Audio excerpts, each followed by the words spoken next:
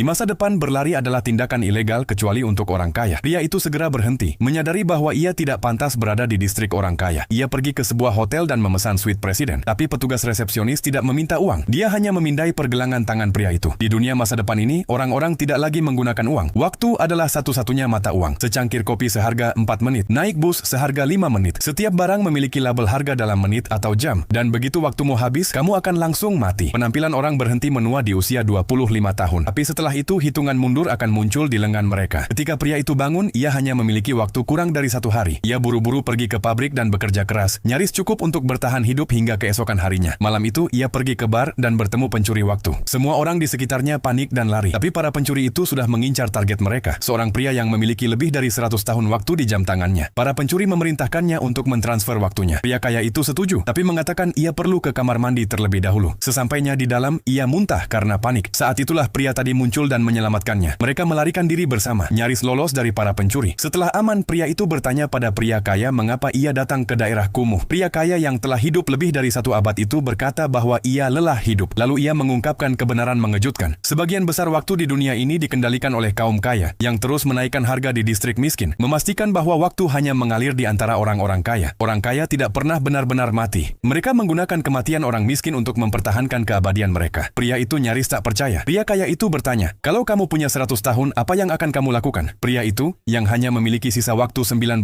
jam, menjawab, aku tidak akan menyia-nyiakan 1 menit pun. Keesokan paginya, saat pria itu tidur, pria kaya mentransfer semua waktunya kepadanya, menyisakan hanya 5 menit untuk dirinya sendiri. Ketika pria itu terbangun dan menyadari apa yang telah terjadi, ia bergegas ke jendela. Ia melihat pria kaya itu duduk di atas jembatan. Beberapa saat kemudian, hitungan mundur di lengan pria kaya itu mencapai 0. Ia meninggal dengan damai. Kemudian, pria itu pergi menjemput ibunya di stasiun, tapi ibunya tidak pernah muncul. Panik, ia berlari ke arah berlawanan. Ibunya baru saja menggunakan sisa 2 hari waktunya untuk membayar pinjaman. Ketika tarif bus naik menjadi 2 jam, ia tidak memiliki cukup waktu dan harus berjalan pulang. Saat waktunya hampir habis, ia melihat anaknya berlari ke arahnya. Tapi tepat sebelum ia sempat mentransfer waktu kepadanya, hitungan mundurnya mencapai 0. Ia meninggal dalam pelukan anaknya. Hati pria itu dipenuhi amarah. Ia membenci aturan yang dibuat oleh kaum kaya. Diliputi oleh kesedihan dan kemarahan, ia membayar waktu selama 1 tahun penuh untuk sebuah mobil dan memasuki distrik orang kaya, tempat yang selama ini tak pernah berani ia masuki.